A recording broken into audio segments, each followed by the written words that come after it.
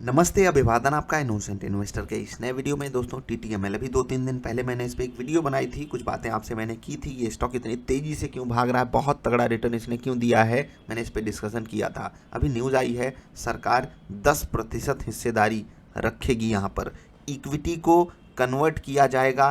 क्यों कन्वर्ट किया जाएगा? देखो, जब सरकार का बकाया होता है कंपनियों पे, ठीक है, कंपनियों को पैसा देना होता है सरकार को, उनके पास कई ऑप्शंस होते हैं। उनमें से एक ऑप्शन ये है अपने शेयर्स ही दे दो सरकार को, लेकिन शेयर किस रेट पे दे रहे हो ये बड़ा मायने रखता है। और आप दंग रह जाओगे रेट जान करके। आप में से बहुत सारे लोगों को पता होगा, अगर आपके पास शेयर्स हैं तो। नहीं है तो मैं आपको बताऊंगा, बस 2 मिनट का इंतजार कीजिए।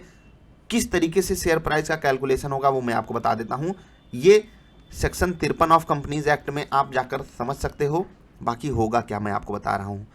Conversion price for the Indian government in TTML was to be equal to the higher of the average of weekly high and low of the volume weighted average price of the equity shares during the last 26 weeks preceding the relevant date और 2 weeks preceding the relevant date. अब एक छोटे angle से आप समझिए कि पिछले समय में वेटेड एवरेज प्राइस लिया जाएगा, ठीक है। कौन सा वेटेड? वॉल्यूम से वेट किया जाएगा प्राइस का। 26 हफ्ते छोटी बात होती है, जाकर पीछे देखोगे बहुत मजा आएगा। 26 हफ्ते का मतलब आपको पता है, पिछले 6 महीने की बात हो रही है। 6 मंथ, पूरे साल भर में 52 वीक होते हैं। 52 वीक होते हैं, आपने ये तो सुना होगा, 52 वीक हाई लो। और 26 का क्या मतलब होता है? आधे साल का। और पिछले आधे साल का रेट लिया जाएगा, वहाँ से जो एवरेज प्राइस निकल के आ रहा है लेस देन 42 रुपीज़ है। अब अगर ऐसा कुछ हो रहा है, सरकार को 42 रुपये में 10% का स्टेक मिल रहा है, कमाल है ना, बहुत बड़ा कमाल है। यहाँ पर कुछ बातें हैं आपके समझने के लिए, ठीक है। एक स्टॉक है सिंटेक्स, वहाँ पे भी मैं थोड़ी बात करूँगा। सरकार 275 के रेट पे नहीं, 42 रुपये के रेट पे मानेगी। अब कंपनी का शेयर प्राइस 276 है, लेकिन सरकार 42 कह रही है। अभी डिपार्टमेंट ऑफ टेलीकम्युनिकेशन की तरफ से पूरी कंफर्मेशन नहीं है, लेकिन रेट यहीं कहीं होगा, ठीक है। अब ये समझिए आप कि सरकार 42 रुपये के हिसाब से इनका कर्जा एडजस्ट करेगी। रेट चल रहा है 276 का। जो इंडिविजुअल इन्वेस्टर्स हैं या हम आप जैसे लोग हैं जिनको मतलब बहुत मज़े दिखाई देते हैं, मैंने बोला था ना 50 पे भी नहीं लेना है, बस यही कारण था, क्योंकि सरकार 40 पे खरीद रही है, हम 50 पे खरीदेंगे।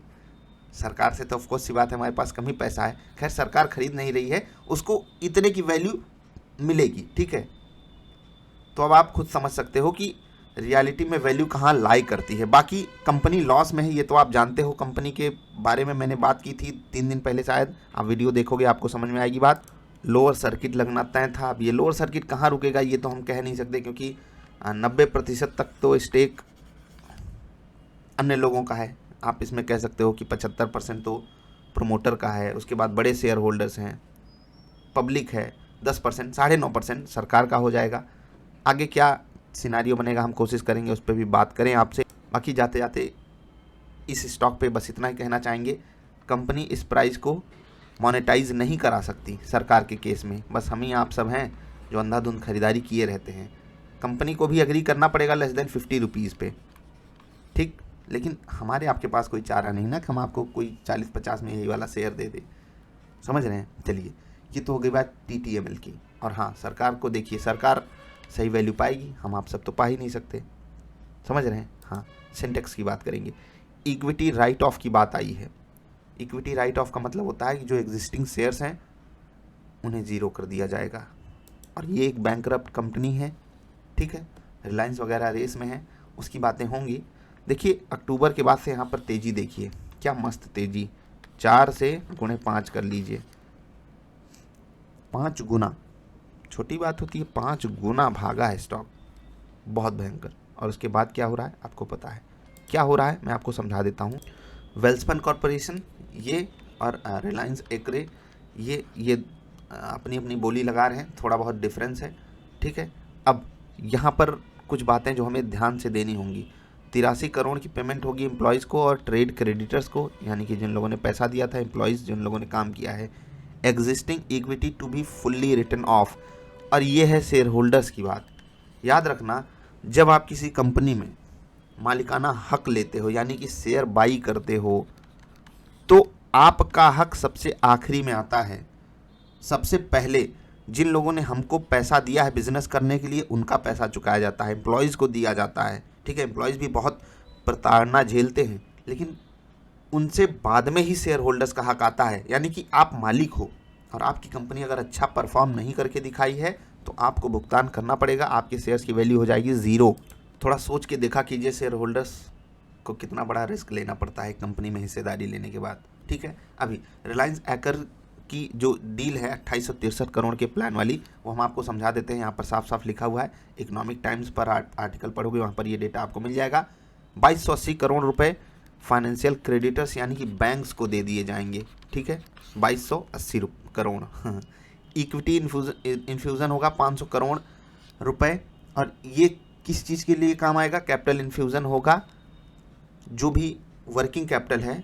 ठीक है, अब यहाँ पर कंपनी को फिर से आगे बढ़ाने की कोशिश की जाएगी, कंपनी को फिर से काम पे लगाने की कोशिश की जाएगी, क्योंकि फालतू में तो रिलायंस पैसा लगाएगा नहीं, तो इसलिए 500 करोड़ डाल रहे हैं शुरुआत करने के लिए। बाद में ये पैसा इंक्रीज़ करेगी कंपनी। बाकी हमने बात की कि 83 करोड़ जो है ये जो है एम्प्लॉयज़ को और ट्रेड क्रेडिटर्स को मिल जाएगा।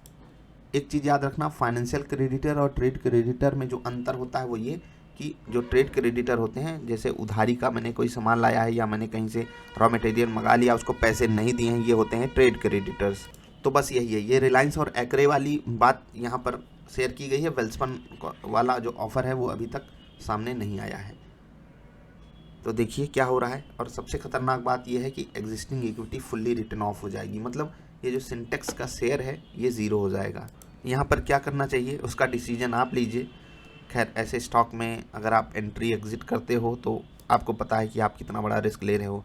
क्या ये अभी शेयर्स तुरंत जीरो होने जा रहे हैं? बाकायदा एक टाइम लाइन आएगी, सारी चीज़ें प्रोसेस के तहत की जाएंगी। हाँ, अब आपको हो सकता है आपका ब्रोकर यहाँ पर बाइंग करने से मना कर दे, लेकिन जो एग्जिस्टिंग लोग यहाँ पर पोजीशन बनाकर बैठे हैं उनके साथ तो अन्याय हुआ है। ठीक है, TTML की बात मैंने की, वहाँ पर अलग लेवल का अन्याय है, सिंटेक्स में अलग लेवल का अन्याय है, और ये अन्याय अक्सर होता रहता है स्टॉक मार्केट में। अभी जाते जाते दो स्टॉक्स पे बात करेंगे। एक स्टॉक है महिंद्रा एंड महिंद्रा। मैंने आपको बार बार बोला है कि अगर आप सीखोगे तो आपको बहुत मज़ा मिलने वाला है।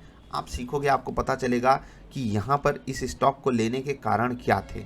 ठीक है, स्टॉक गिरा था तो फालतू कारणों से गिरा था, यहाँ पर इस गिरावट में कुछ बहुत ताकत थी नहीं। ये वाली तेज़ी आप बिल्कुल पकड़ सकते थे, इवन यहीं से आप पकड़ सकते थे, चाहे जिस तरीके से आप सीखते, चाहे आप पिवट पॉइंट वाली वीडियो देख करके समझते, चाहे आप वॉल्यूम एक्शन ट्रेडिंग से इसको समझने की कोशिश करते, फिबोनाची रिट्रेसमेंट से भी आपको काफ़ी चीज़ें समझ में आती, और तीनों को अगर आप कंबाइन कर देते आपको आ जाता मज़ा। आई होप आपने मस्ट वॉच प्लेलिस्ट में जो वीडियोज़ हैं इनोसेंट इन्वेस्टर चैनल पे वो आपने देखी होंगी, और आपने यहाँ पर ट्रेड ज़रूर पकड़ा होगा। पर्सनल लेवल पे मैंने ये ट्रेड पकड़ा। बाकी एक स्टॉक की और बात करेंगे, अपेक्स। प्यार हो गया भाई इस स्टॉक से। इससे पहले वाली वीडियो में मैंने जिक्र किया है, जहाँ पर पोर्टफोलियो की आपको परफॉर्मेंस बताई थी।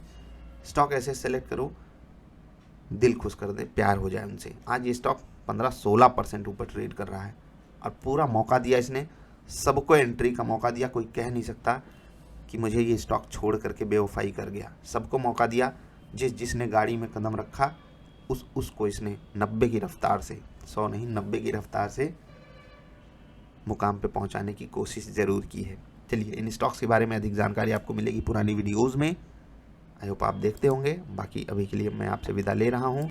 TTML पे पुरानी वीडियो अवेलेबल है, ज़रूर देखना। सिंटेक्स पे मैं आपको कोई सलाह नहीं देना चाहता, बस इतना कहूँगा, सबसे अंत में शेयर होल्डर्स की बात होती है, हम आपकी बात होती है। ठीक है, सबसे पहले तो हम आप सब माइनॉरिटी शेयर होल्डर्स हैं, जिनकी ना कोई सुनने वाला ना कोई कहने वाला। इसीलिए हम आपकी जिम्मेदारी है कि हम आपसे ज़्यादा दिमाग लगा करके अपने स्टॉक्स को खरीदें और उनको अपनी झोली में रखें। अच्छे स्टॉक्स को रखोगे तो तकलीफ़ नहीं झेलनी पड़ेगी। अभी के लिए इतना ही। वीडियो देखने के लिए आपका आभार। नमस्कार।